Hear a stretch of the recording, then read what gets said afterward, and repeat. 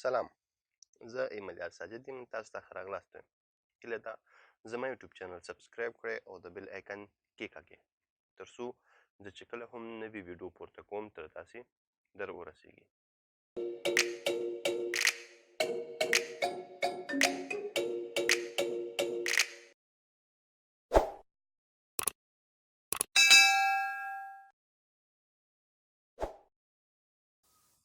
راځو نن پر دې ساحه غږیږو څنګه کولی شو دلته ايکنونه اضافه کړو، څنګه کولی شو دغه ايکنونه له دې ځای څخه هایډ کړو یا یې پټ کړو، څنګه کولی شو دغه ځای څخه سات لرې کړو یې راولو. نن زموږ ټول کار پر همدې ځای ده او پر همدې ځای به غږیږو. ټاسکبار کې موږ نور ټول غږېدلي وو، سیټینګ کې موږ ډېر کار وکړو. سیټینګ کې یوازینی شی چې پاتې هغه همدغه ساحه ده. نو راځو ټاسکبار باندې به راټ کلیک کړئ، ټاسکبار سیټینګ ته به راشئ او لاندې به راشئ نوټیفیکیشن ایریا ته. تر کمباین ټاسکبار بټنز پورې مونږه درس ویلې ویډیو م جوړه کړې، که چا نه وي لیدلي او کتل غواړي او دې چینل کې نوی وي لینک ډسکرپشن کې شته، ما د پلی لیست ډسکرپشن کې پریښی، تاسې په هغه کلیک کړئ. د وینډوز 10 د کلاس څه درسونه چې دي هغه به تاسو ته شو شي.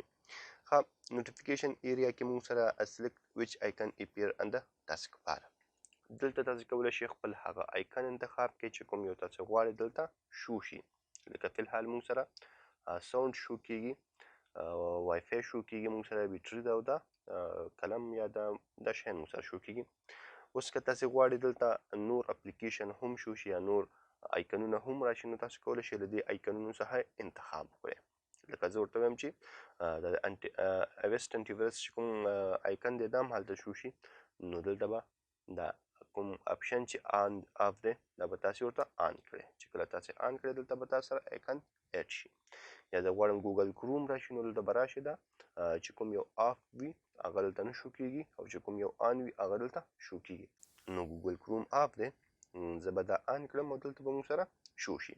په دې ترتیب تاسې کولی شئ هر هغه آیکن چې دې ځای کې موجود وي تاسې هغه ځینه هایډ کول غواړئ نو کولی شئ له دې نه استفاده وکړئ. لکه زه غواړم دا نیټورک کوم علامه چې دی یا وای فای کوم اپشن چې دی دا دې ځینه هایډ کړم، نو باندې به کلیک کړئ، ستاسې هغه آیکن به له دې ځای څخه هایډ شي. بېرته پرې کلیک کړئ، بېرته به تاسو سره شو شي. بل راځو بیک به شئ، لاندې بل اپشن دی موږ سره ټرن سیسټم آیکنز آن اور آف. دا هم هماغه کار کوي، د دنده وظیفې هماغه ده، آیکنونه موږ ته شو کوي را شو کوي، خو دا د سیسټم چې کوم آیکنونه دي د هغه په اړه غږیږي. لکه دلته موږ سره ساعت موجود دی او دلته نور څه آیکنز دي د هغه په اړه خبرې کوي. لکه زه غواړم دغه ساعت له دې څخه لرې کړم، نو د هغه لپاره به تاسو دلته راشئ، کلاک موږ سره موجود دی او دا به ورته آف کړئ. چې کله آف کړئ تاسو سره به ساعت له دې ځای څخه هایډ شي او یا به لرې شي. که چېرته تاسې کله داسې ستونزې سره مخ کېږئ چې له تاسو سره ساعت نه وي، نو تاسې کولی شئ راشئ دلته ټاسکبار باندې به رایټ کلیک کړئ، ټاسکبار سیټینګ ته به راشئ.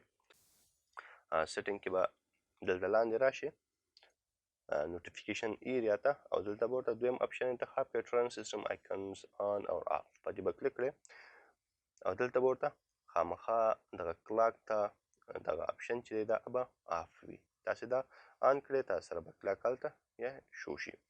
همدغسې که وغواړئ د والیم دغه کوم آیکن چې د موږ سره دا هایډ کړئ، نو راشئ دلته دا اپشن ورته آف کړئ، تاسو سره به والیم آیکن هایډ شي.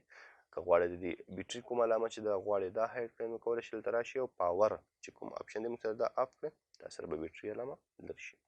نو په دغه طریقه تاسې کولی شئ دلته آیکنونه شو کړئ یا هایډ یې کړئ، کولی شئ ترې ګټه پورته کړئ. که څه ستونزې تاسو سره جوړ شوي یا کوم آیکن دې ځینه هایډ شوي، تاسو کولی شئ له دې څخه یې پیدا کړئ او آن یې کړئ.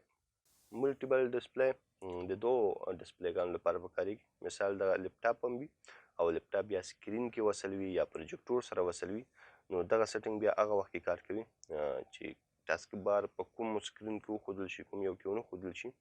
مثال دا زما کمپیوټر، دا زما لپټاپ د سکرین سره وصل دی، بیا موږ کولی شو دلته انتخاب وکړو چې زما لپټاپ کې دغه ټاسکبار څنګه وښودل شي او هغه سکرین کې څنګه وښودل شي. چې فی الحال موږ سره آف دی ځکه موږ سنګل سکرین استعمالوو، نو دا به آف وي. بل موږ سره پیپل دی دا دونه نه استعمالیږي دا ټول موږ سره دلته چې تاسې رایټ کلیک کړئ راشئ دلته شو پیپل آن د ټاسکبار باندې کلیک کوئ لنډ راشئ دلته دا ورته آن کړئ نو تاسو سره دا اپشن خلاصیږي دا دونه نه استعمالیږي دلته څوک نه استعمالوي او که بیا هم د چا په کار و کوم څوک غوښتل چې ځان پرې پوه کړي نو کمنټ دې پرېږدي زه به پرې بله ویډیو جوړه کړم او تاسو ته به یې وړاندې کړم نو دا موږ ته د ټاسکبار اړوند هغه مطالب و چې موږ ووي خدای دې وکړي چې تاسو ته ګټور تمام شوی وي نو تر بلې ویډیو پورې تاسې په خدای سپارم په آخره کې زما یوټیوب چینل سبسکرايب کړئ د بیل آیکن کې کږئ د خدای په امان